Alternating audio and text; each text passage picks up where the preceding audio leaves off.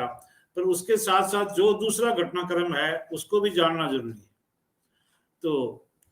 अब मैं ये वो बात करता हूँ जो पिछले अभी थोड़े दिन पहले ये नवरात्रि खत्म हुई है, एक मातृपक्ष की बात हुई है, तो हम पीछे भी जगत जननी माँ गुरुदेव की मदर का वर्णन किया था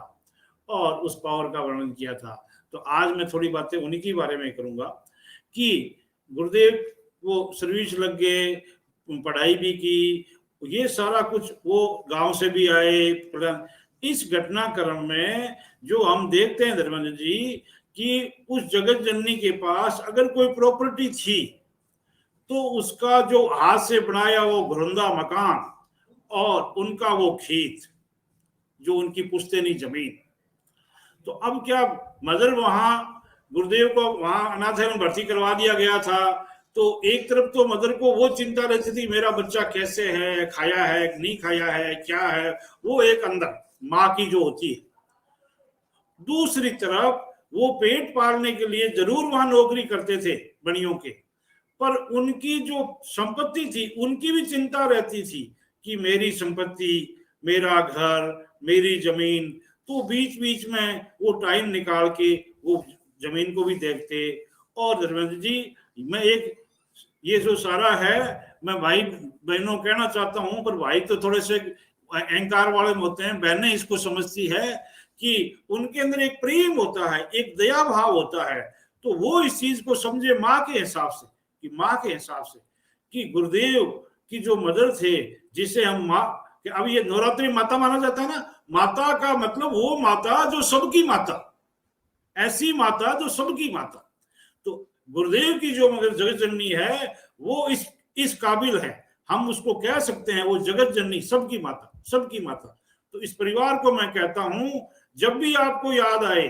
कम से कम आप दिन में एक बार तो उस जगत जननी माँ को आप धन्यवाद करें, धन्यवाद करें कि उसने हमारे के लिए ऐसा लाल दिया, ऐसा लाल दिया, राम लाल दिया, जो आज किसी बहन भाइयों को तकलीफ होते ही वो पुकारता है और एक सेकंड नहीं लगता उस बहन भाइयों को उनके आंसू पूछते हैं, उनको कहते हैं मैं हूं ना। कितनी बड़ी बात, क्यों रोती, मैं हूं ना। ये चीज,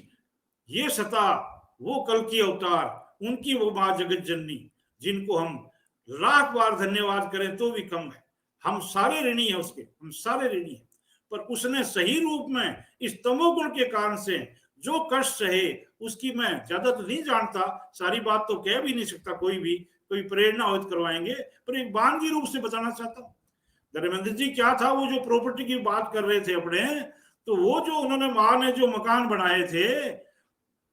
वो मकान कच्चे मकान होते थे धर्मेंद्र जी। तो कच्चे मकानों को उनको साल में एक बार लीपना पड़ता था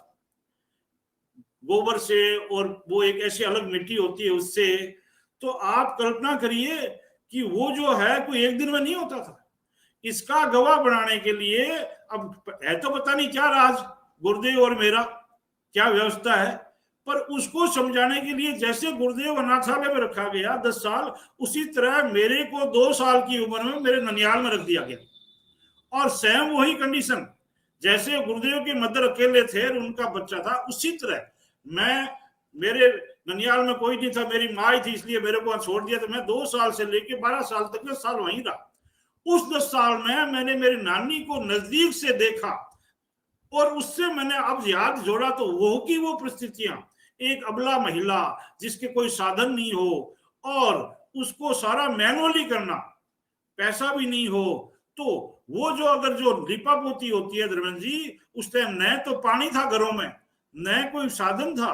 तो सारा मैनुअली करना पड़ता था उनको। तो मैंने मेरी नानी को देखा कि वो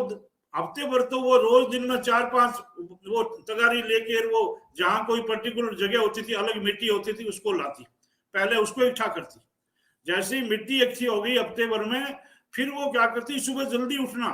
जहां गांव के जो पशु बैठते हैं उसके लिए वो जो है गोबर इकट्ठा करना, जल्दी जाना नहीं तो दूसरे ले जाए, वो सारा इकट्ठा करके वहीं एक जगह, एक तरीका था इकट्ठा करके उसके पैर से लकीर निकाल दो ये मेरा है।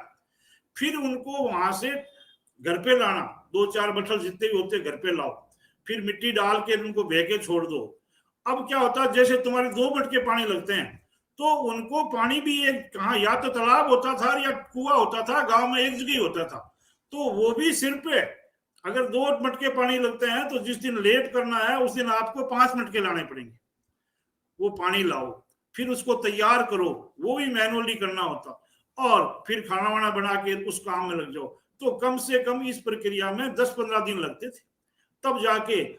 आप ताजुब करोगे, जैसे मैंने गांव जाके देखा है गुरुदेव के भी, जो घरौंदे उनके थे इतने ही मेरे वहां ननियाल में थे, कच्चे मकान, वही परिस्थितियां, एक खाने का खाना बनाने का झूंपड़ा, एक और सोने का झूंपड़ा, एक पशु को चारा डालने का झूंपड़ा, एक वो जो अन्न डालते हैं उसमें कोठा कहते हैं, स्टोर टाइप होता है, उसमें धान भी भर दो, अपना सामान भी रख दो, ऐसे थे। तो ये मैंने नजदीक से गुरुदेव ने दिखाया मेरे को। वो सारा मैनुअली करना, मैनुअली करना। और वो माँ गुरुदेव ने कोई एक साल नहीं किया, एक दिन नहीं किया, वो कर्म सालों चला, वो कर्म सालों चला। उनको अगर वो साल में 1-2 बार नहीं करे तो वो पानी से भीग के वो मकान गिर जाए, इसलिए करना पड़ता था। तो देखिए ना कि जिस जगत जननी ने ऐसे लाल को जन्म दिया, उसके बावजूद भी इस तमोगुण के कारण से,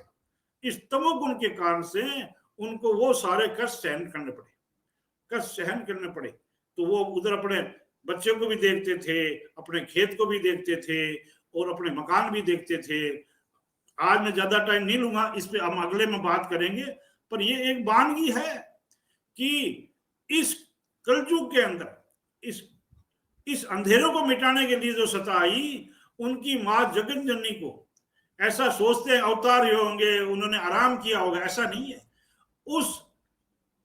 तामसिकता ने जितनी यातनाएं देनी थी, वो अपने बच्चे को सुरक्षित रखने के लिए वो कष्ट खुद सहन करते गए, वो कुछ खुद सहन करते गए, और बच्चे के लिए चट्टान बन के बने रहे, चट्टान बन के बने रहे, और लास्ट तक बने रहे। अगली बार हम आगे बात करेंगे, क्योंकि अभी थोड़ा टाइम कम है, आगे जरूर बात करेंगे, इसी पे बात करेंगे। तो सारे भाई बहनों से मेरा फिर पुण्य प्रार्थना है कि अगर हम गुरुदेव के शिष्य हैं, जो आज हमारी एक पुकार के साथ आके खड़े हो जाते हैं, एक पुकार के साथ, और कहते हैं तुम क्यों चिंता करते हो, मैं हूं ना, आंसू पूछते हैं, उनकी मदद, जिसको राइट बनता है जगत जननी कहलाने का, सबकी माता कहलाने का चाहे, तो मेरा आप सबसे यही प्रार्थना है, कम से कम उनके चरणों में आप दिन में एक बार प्रणाम करें, और उसका लाख लाख धन्यवाद करें कि ऐसी माँ ने ऐसा लाल दिया जो आज हमारे साथ हर पल खड़ा है। हमारा वही गुरु है, वही भगवान है, वही माँ बाप है, वही सब